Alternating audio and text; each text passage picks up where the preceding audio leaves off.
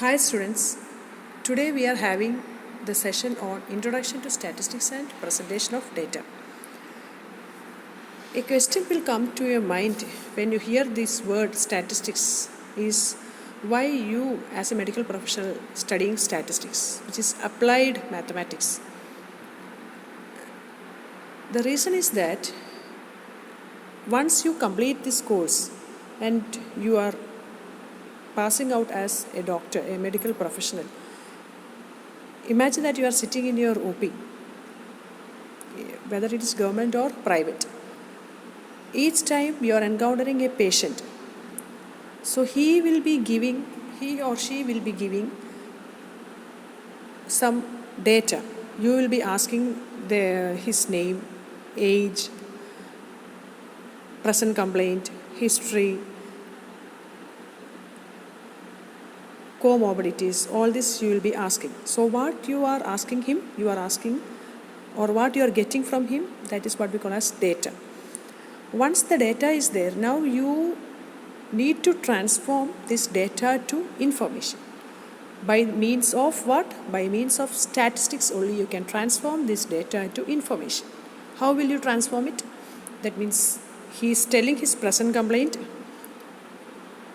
You will ask the history of that. You will ask the previous illness. All this you will be asking, and then you will be correlating all that in order to come to a probable diagnosis. Understood. And once the diagnosis is there, now you want to confirm the diagnosis by means of some investigations. So only by means of the statistics you will be able to summarize what he was telling, and you can come to a probable diagnosis in your mind, which finally get confirmed after getting the result of the investigation. So for that, as a student itself, we need to train you in order to groom you in such a way that you will be always efficient. You will have that competent in your mind that to come to a diagnosis which is true. So that is why you need to know how you will apply statistics in your day-to-day life. So for that you need to have this subject in your curriculum. That is why you are studying statistics. Always this data will be there. The data as such is not having any meaning of its own, will get transformed to information by applying some statistical methods, either by taking the average, or we will summarize the data, or we will use that data so that we will collect that data, and then we will interpret. After getting the information, what we will do, we need to interpret the data so that it is useful for research or for planning or for further purposes by some authorities. So this is why we are studying statistics. So statistics is a science of collecting, describing and interpreting data. Two areas of statistics are there. The first is what we call as descriptive statistics, and second is what we call as inferential statistics. In descriptive statistics, you will study only the measures. That means the data is there in your hand. You are having the data of your patients, or if you are sitting in an OP in a primary health center, and the load of a patient on a particular day is say from 100 to 150. You need to know what is the age group of the patients who had come on that particular day. So that means you want to summarize that data, you want to prepare a table. You need to know what is the average age of the patients on that particular day. So that means you want to calculate the value, you want to calculate the measure of average, that means measure of central tendency. Like that, collection, presentation and description of data is what we are having in descriptive statistics. Now what we will have in inferential statistics? In inferential statistics, what all decisions we are having about that particular small group, we will generalize that result to that of the huge group. That means small group is what we call as a sample, and the huge group is what we call as the population. Always the sample will always be a subset of the population. So there is an example here. That means a study conducted to compare the marks of first year university exam obtained by MBBS students of 2017 and 2018 batch. Your batch and your junior batch. So of course we have collected ask the students to give their total marks. They have given their total marks. We will calculate the average marks. Like that, we got the average marks of whole 2017 batch and 2018 batch. In that, we found that the average marks of 2017 batch is 70% and that of 18 batch is 65%. What it means? It means that the average value only we have calculated. So that means the first two is what we call as descriptive statistics. We have collected only that average value. We have not come into any conclusion, any interpretation of that particular data in this first two statement. Only we calculated the average value. But what we are doing in the next two, the last two, we are the result, the value which we are getting, which we got from the batches separately. Now we are comparing it. We are telling that the students of 2017 batch performed better in their first year university exam than 2018 batch. How? By measuring their average marks. By taking their average marks and comparing it, we got. This is what we are doing in inferential statistics. We are comparing the result. Then again, we may be knowing the university average. What we are telling that 50% of our students of 2017 batch scored more than the university average. Understood? So that is what the difference between descriptive statistics and inferential statistics. Inference means what? We are inferring about that particular population. We are inferring about that particular sample. So before going to study statistics in detail, you need to know certain terms which we usually use in statistics. The first is what we call as population. A huge value, data will be there, and we are collecting a collection or set of individuals or objects of that huge data whose properties need to be analyzed. We need to analyze that data. That huge value, huge group is what we call as population. Sample means what? A representative part of that population is what we call as the sample. Then variable, a characteristics about each individual element of a population or a sample. That means in that previous example which we have mentioned there, we mentioned that we are calculating the average marks of each student of 2017 and 2018 batch. So what is the variable there? Average mark, or the mark of each student is the total mark of each student is the variable there. Understood? So that is what you mean by variable. That means what characteristics about that each individual we are studying in that particular, from that particular population or from that particular sample. Now, data singular means what? A single individual, the mark of a single student is what we call as data singular, and the mark of the whole student of that population or of that sample is what we call as data plural. That means the value of the variable associated with one element of a population or sample is what we call as data singular, and the set of values collected from for the variables from each of the elements belonging to that sample or it can be the population is what we call as data plural. Now, so we mentioned there that we have selected to ask each student to give their total marks. From that total marks, we calculated their average marks.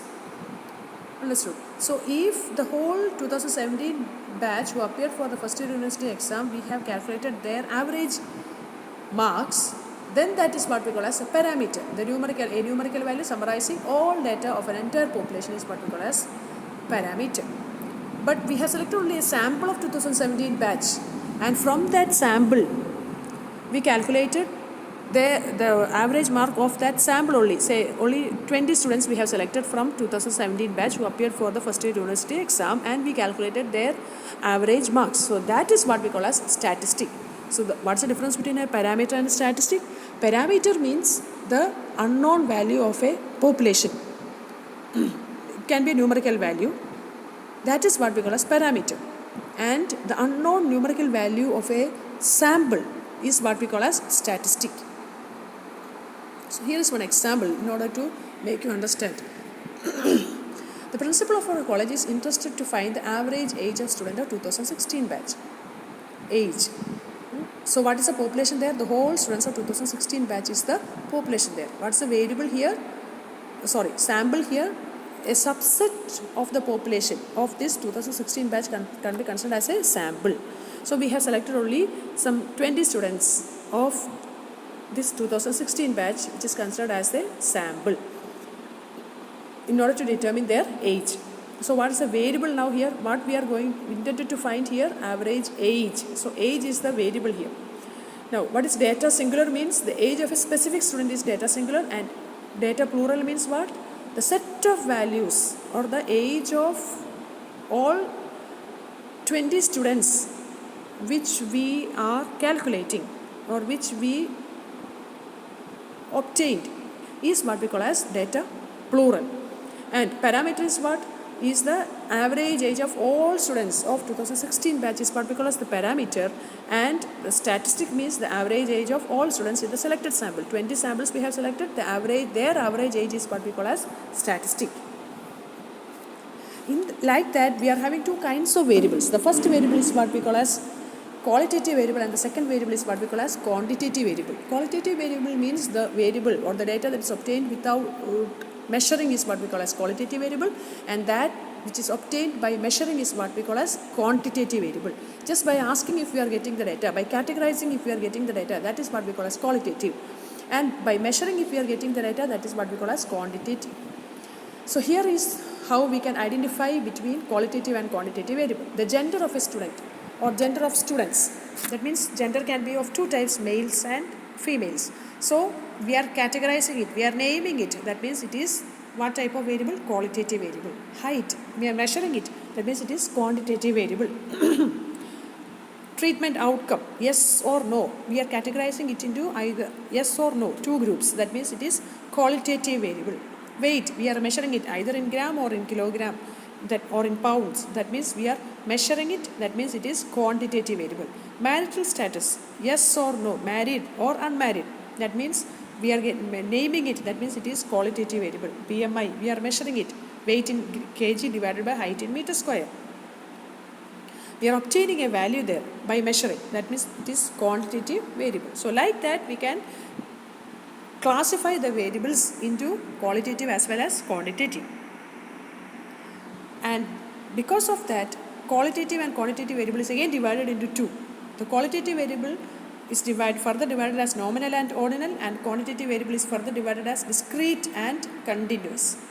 So nominal means if we are selecting or we are categorizing the individuals by their names, like in your class when we used to call the attendance by your name, then that is what we call as nominal variable.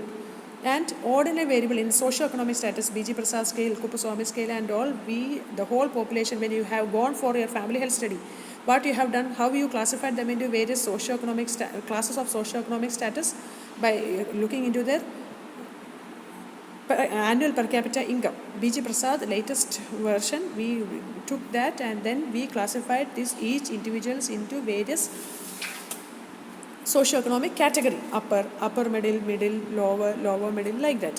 So according to a particular order, if we are categorizing according to a particular rank, if we are categorizing that whole group of individuals into various categories, then that is what we call as ordinal scale. Quantitative is again divided into two, discrete and continuous. Discrete means where the decimal values are not allowed, that means only we are getting the data by counting, like our pulse rate, respiratory rate and all, then that is what we call as discrete. And quantitative data means the data where the decimal values are allowed, where height, weight, where the decimal values are also allowed, that is what we call as quantitative data. So nominal means a qualitative variable that categorizes an element of a population. Ordinal variable, a qualitative variable that incorporates an ordered position or rank. Discrete variable, a quantitative variable that can assume a countable number of values. And continuous variables include every possible values between any two values, where the decimal values are also allowed. So now we can identify each of these following variables as nominal, ordinal, discrete or continuous. Duration of hospital stay. Duration. So that itself give a sense that it is a continuous variable. Duration of hospital stay. So that means the value is a continuous variable. That means somebody can have a duration of hospital stay as 3.5 days, or if it in hours, then 24 hours, like that we can have the value in which can be measured. That is why it is so called as continuous value or continuous variable. Then pulse rate. Pulse rate, it is countable, that means discrete value. knowledge score. We can, based on a particular criteria, we can categorize the knowledge of a particular individual in or as a particular score. So that means it is ordinal data. Blood group, we can name or we can give the name of a particular blood group to a particular individual. That means if a particular individual is of blood group A positive, then blood group A positive, this particular individual is assigned there. That means it is nominal data. Naming is assigned. Limb length, we are measuring it. That means it is quantitative data. Quantitative which data? Continuous data.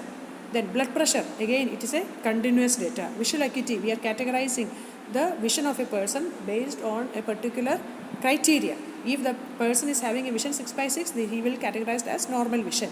Like that, we are categorizing the individual into a particular order. That means it is, visual acuity is an ordinal scale.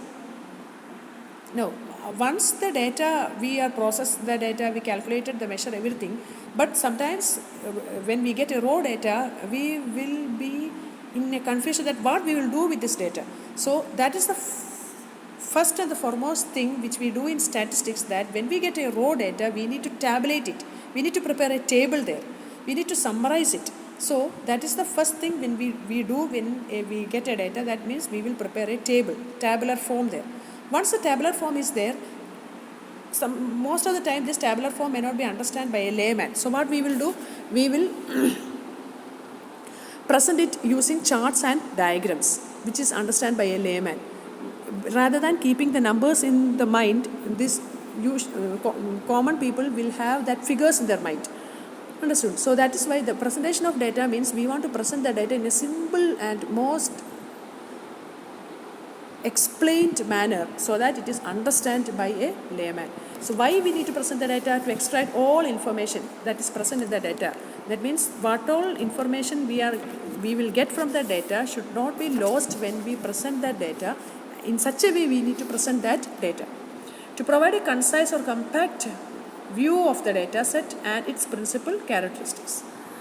And based on the type of the data, we are having various types of charts and diagrams. So there is difference between charts and diagrams. What is the difference? Charts means we can draw it in only in graph papers, where each column or each value is having a particular measure there.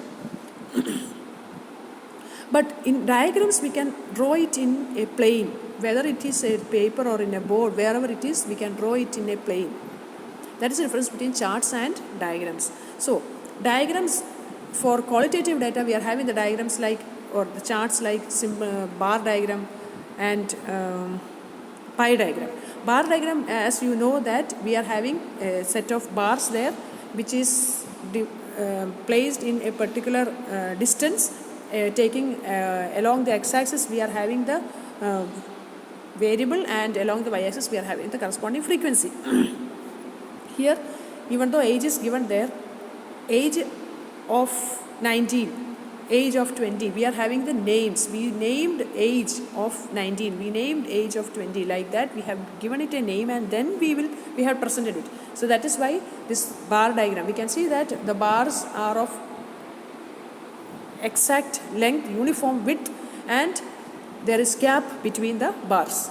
There are different types of bar diagram: simple bar diagram, multiple bar diagram, component bar diagram. It's there, and we will go in detail to draw this when you come for your practical sessions in our department. The next is what we call as pie diagram. As you know, the circle is of 360 degrees divided into various components based on the proportion of the variables that is presented there. That means here you can see that the students enrolled for BSc class is more compared to BA and BCom class. So that means for BA it is 33%, for BCom it is 27%, and for BSc it is 40%. So like that, based on the